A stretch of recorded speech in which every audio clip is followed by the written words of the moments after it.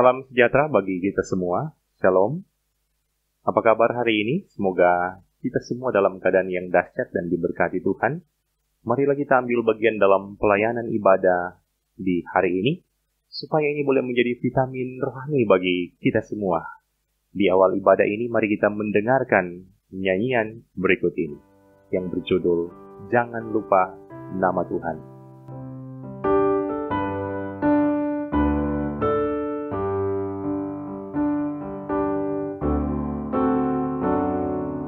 Jangan lupa nama Tuhan yang menara yang teguh.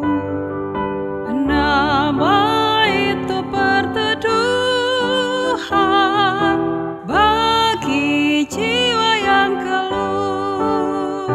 Hindahlah namamu, perlindungan yang teguh.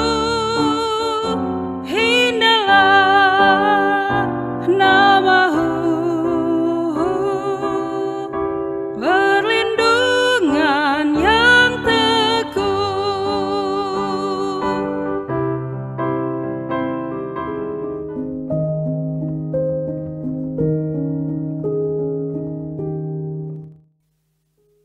Sebelum membaca firman, mari kita berdoa. Terima kasih Tuhan, karena Engkau yang boleh memberikan kesempatan kami menikmati hari ini. Dan kami rindu untuk ambil bagian dalam pelayanan ibadah ini, bahkan juga membaca, merenungkan firman. Tuntunlah kami semua dengan kuasa Roh Kudus-Mu Tuhan. Dalam nama Yesus Kristus kami berdoa. Amin. Firman Tuhan di hari ini, dalam kitab Injil Yohanes 20 ayat yang ke-17 berkata begini. Kata Yesus kepadanya, "Janganlah engkau memegang aku, sebab aku belum pergi kepada Bapa. Tetapi pergilah kepada saudara-saudaraku, dan katakanlah kepada mereka bahwa sekarang aku akan pergi kepada Bapa-Ku dan Bapamu, kepada Allah-Ku dan Allah-Mu." Tema renungan hari ini yaitu Bapa-Ku dan Bapamu, Allah-Ku dan Allah-Mu. Saudara-saudara yang dikasihi Tuhan, hari ini di Indonesia bertepatan dengan perayaan Hari Kartini, seorang perempuan luar biasa yang sangat berperan penting dalam memperjuangkan eksistensi perempuan di awal abad 20. Tapi dalam perikop sepanjang minggu ini, termasuk juga ayat renungan hari ini, kita juga dapat melihat tokoh perempuan yang juga luar biasa dipakai Tuhan sebagai alat untuk melihat, mengetahui, dan menyebarluaskan berita kebangkitan Kristus. Saat Maria mengetahui bahwa mayat Yesus sudah tidak ada di kubur, pikiran awal yang terlintas yaitu mayatnya sudah dicuri orang lain. Tak heran, Maria menangis dan mau menggambarkan bahwa awalnya dia belum percaya bahwa Yesus sudah bangkit. Sesudah Yesus menampakkan diri kepadanya, awalnya juga dia menganggap bahwa Yesus hanyalah seorang penjaga taman. Tapi sesudah itu, akhirnya Maria benar-benar sadar bahwa itu benar-benar Yesus.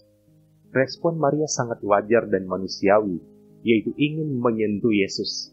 Hal ini jelas diketahui Yesus dengan mengucapkan, "Janganlah engkau memegang aku, sebab aku belum pergi kepada Bapa."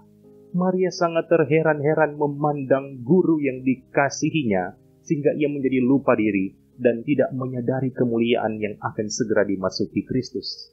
Ia ingin segera mengungkapkan sukacitanya dengan menyentuh Yesus Kristus. Kalimat dari Yesus adalah nasihat, sekaligus peringatan bagi murid-murid untuk tidak berharap bahwa dia akan terus hadir secara jasmani di bumi, atau akan mendirikan suatu kerajaan yang fana di tengah-tengah manusia yang mereka impi-impikan itu. Fokus utama yaitu, katakanlah kepada mereka, aku telah bangkit. Bukan untuk tinggal bersama mereka, melainkan untuk pergi ke sorga demi kepentingan mereka. Yesus melarangnya untuk bergirang atas kehadirannya secara jasmani. Sebaliknya, Yesus Kristus membimbingnya untuk bersekutu dengan Dia dan melakukan apa yang sudah diperintahkannya, yaitu terus memberitakan berita kebangkitan. Saudara-saudara, selanjutnya Yesus mengatakan kalimat Bapakku dan Bapamu memiliki makna yang sangat penting, khususnya dalam kitab Injil Yohanes. Salah satu hal yang sangat membedakan Injil Yohanes dengan ketiga Injil lainnya, yaitu soal penekanan Yesus adalah anak Allah, tapi juga Yesus dan Bapa adalah satu. Yohanes 10 ayat 30. Yang memberi makna bahwa Yesus dan Bapa itu satu hakikat. Ini salah satu dasar dogma Kristen yang penting untuk dipahami, yang dibahasakan dalam istilah homoousian atau juga homoousios. Diadopsi dari hasil Konsili Nisea tahun 325. Lebih jelasnya dapat orang baca di internet atau orang googling di internet berkaitan istilah tersebut. Tapi juga kalimat ini mau menggambarkan kerendahan hati dan kasih yang sangat luar biasa dari Kristus, bahwa Dia berkenan mengakui Allah orang percaya sebagai Bapakku dan Bapamu, Allahku dan Allahmu, supaya Dia dapat menjadi Allah bagi mereka, dan supaya Dia dapat menjadi Allah penebus bagi mereka. Saudara-saudara, firman hari ini memberikan motivasi yang berharga bagi kita semua, bahwa berita kebangkitan Kristus adalah sesuatu yang nyata, bukan cerita sinetron dan bukan juga cerita dalam film kartun. Marilah kita merespon berita besar ini dengan menjadi pribadi-pribadi yang dapat menjadi Allah Tuhan, memberitakan soal kuasa dan kasih-Nya. Lewat pekerjaan yang Tuhan anugerahkan, marilah kita menjadi berkat dan teladan bagi orang-orang sekitar. Itu dapat menjadi kesaksian nyata yang dapat kita lakukan setiap hari.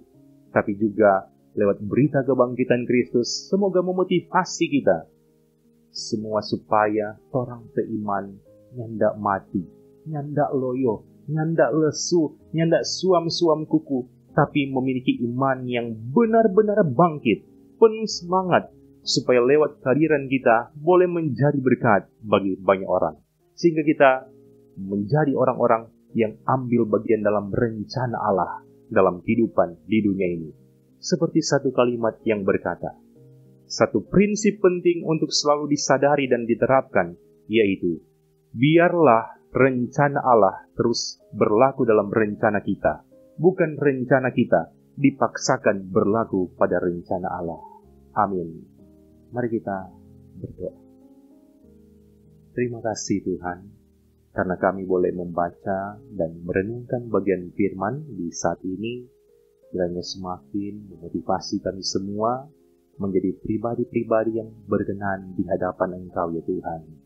Diberkatilah semua anggota jemaat yang ambil bagian dalam pelayanan ini. Kiranya kuasa Roh Kudus-Mu yang akan menuntun, memberkati mereka semua dalam keluarga masing-masing. Terpujilah nama-Mu Tuhan. Di dalam nama Yesus Kristus kami berdoa. Amin. Demikianlah pelayanan ibadah di saat ini. Tuhan Yesus kiranya memberkati kita semua yang boleh ambil bagian dalam pelayanan ibadah ini. Shalom.